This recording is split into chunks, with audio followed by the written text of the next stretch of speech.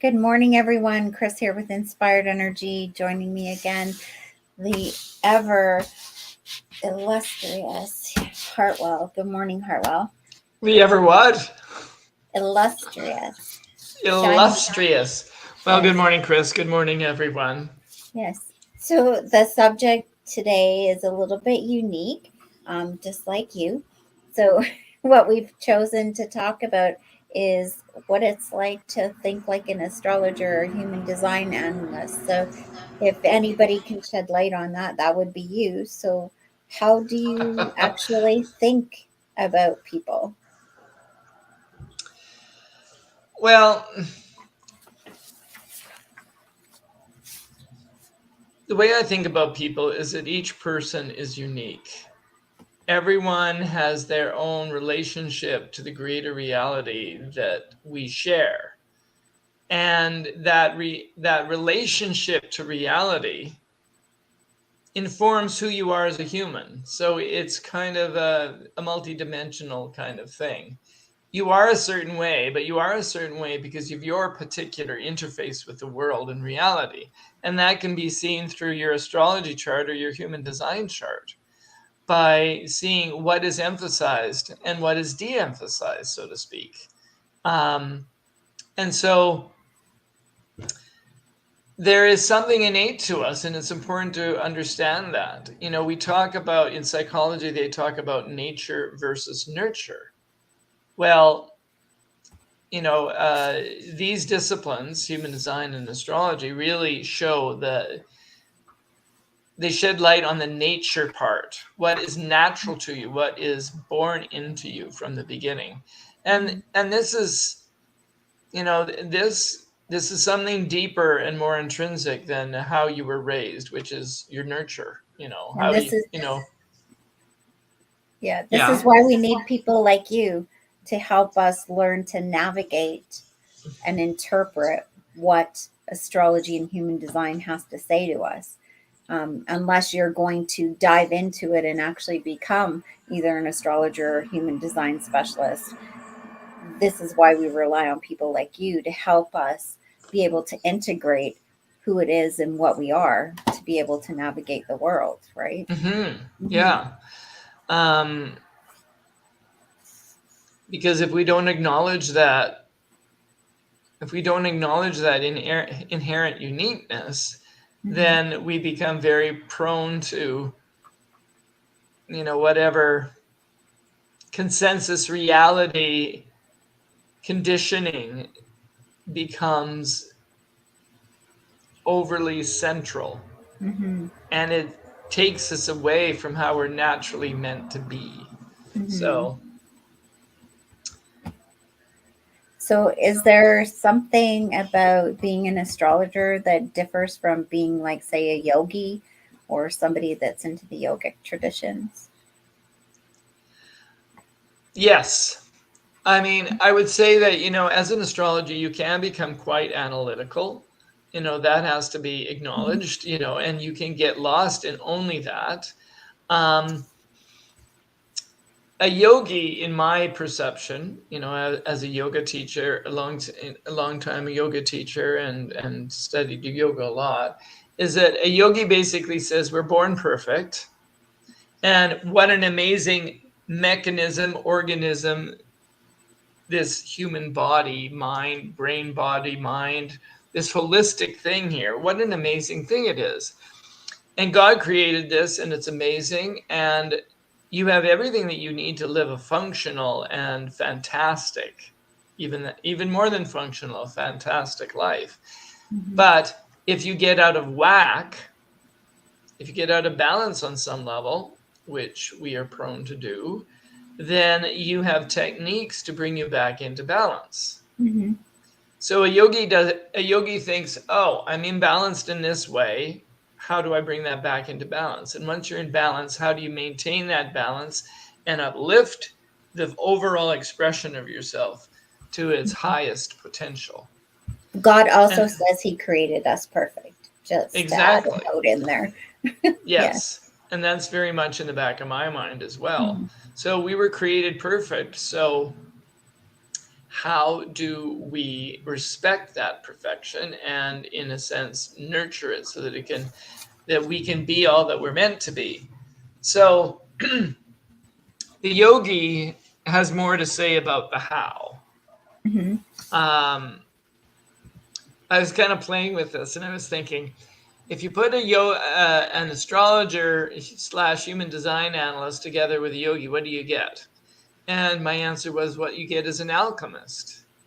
Because an alchemist, it's like you work with the elements of whatever it is you're working with. You adjust them, you work with them, you tweak them, and that's the yogic part. But you also start with something that is,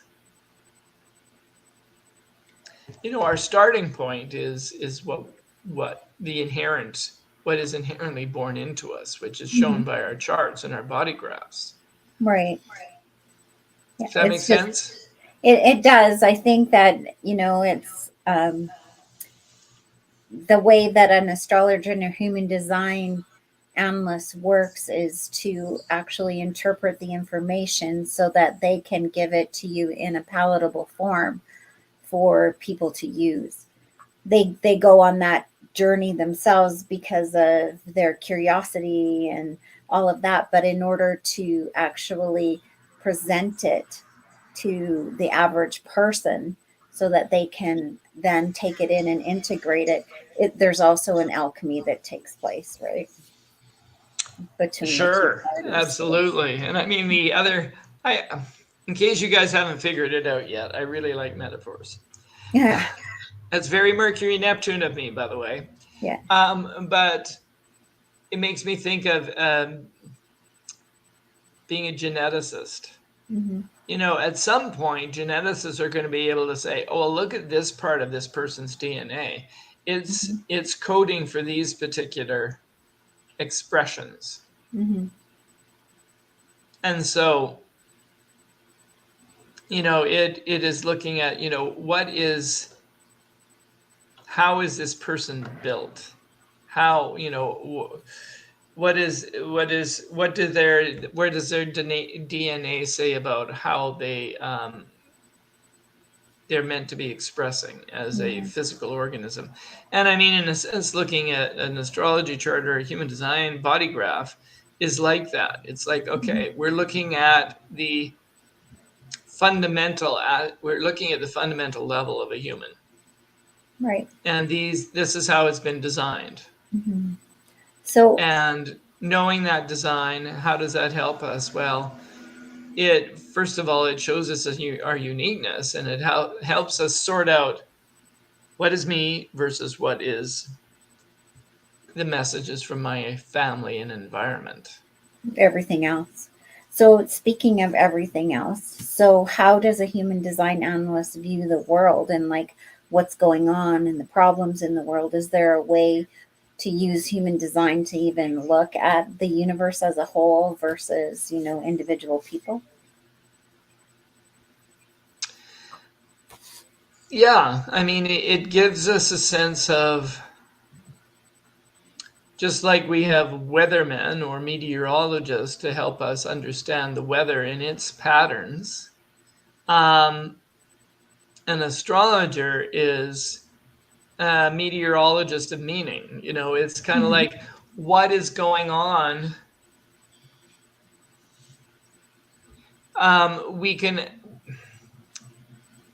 You can view the shifting energies of the universe. You can say, okay, this is what's happening now. This is what's going to be happening in a couple of years.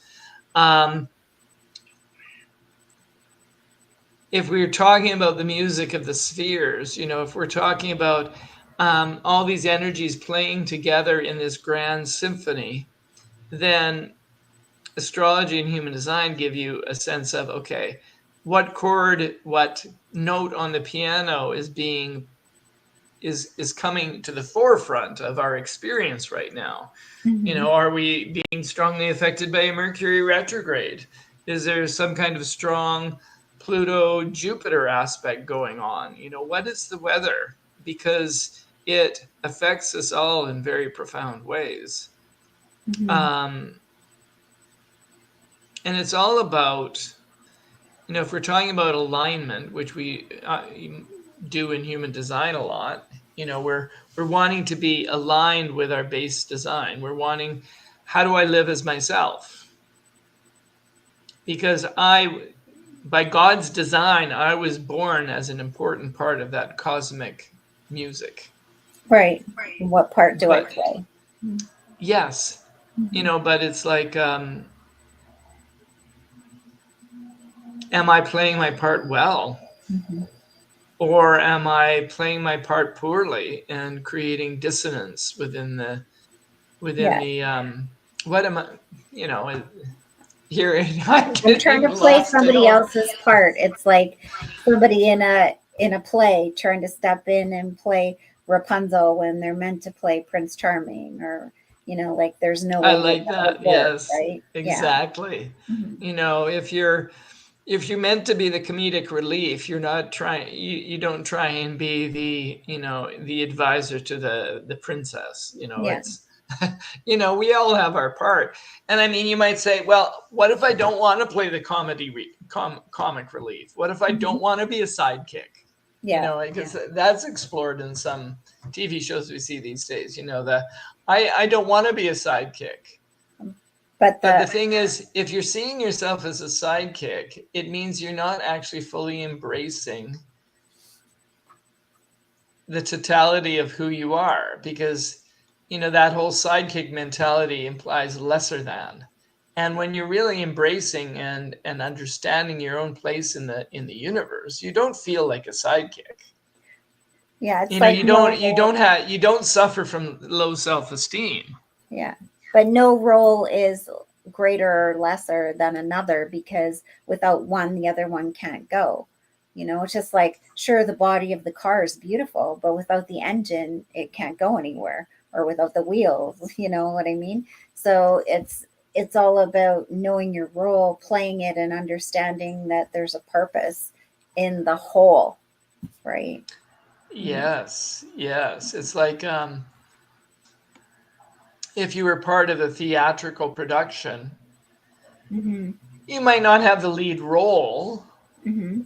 you might have a smaller part, but within the context of that theatrical production being successful, each member is Yeah, very important. exactly. Yeah. So do we have feelings about our part? Sure we do. I guess that's part of our human journey. But Mm-hmm. this is why we have spiritual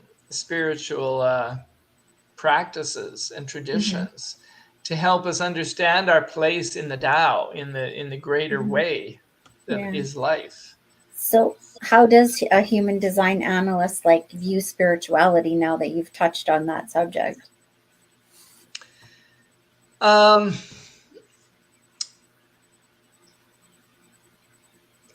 First of all, I mean, from an astrology perspective, you might say, depends on how you look at it, because there's more than one way. Mm-hmm. But you might say that there's at least 12 ways of uniting with God. Mm-hmm. And that's only one way. I mean, from a human design perspective, you might say there are 64 ways, because there are 64 facets of our experience on the planet. Mm-hmm. And each of those, as we explored in the gene keys, opens up to its own reflection on reality. So you could say there are at least 64 ways. And this is why when we speak, if we have any kind of conversation about comparative religion, or we even talk about that expression, if you meet the Buddha on the road, kill him. Mm-hmm. Why do you kill him? Why does the expression say to kill the Buddha? Because if you're trying to find your way toward God and you are um, only looking at it from the perspective of so and so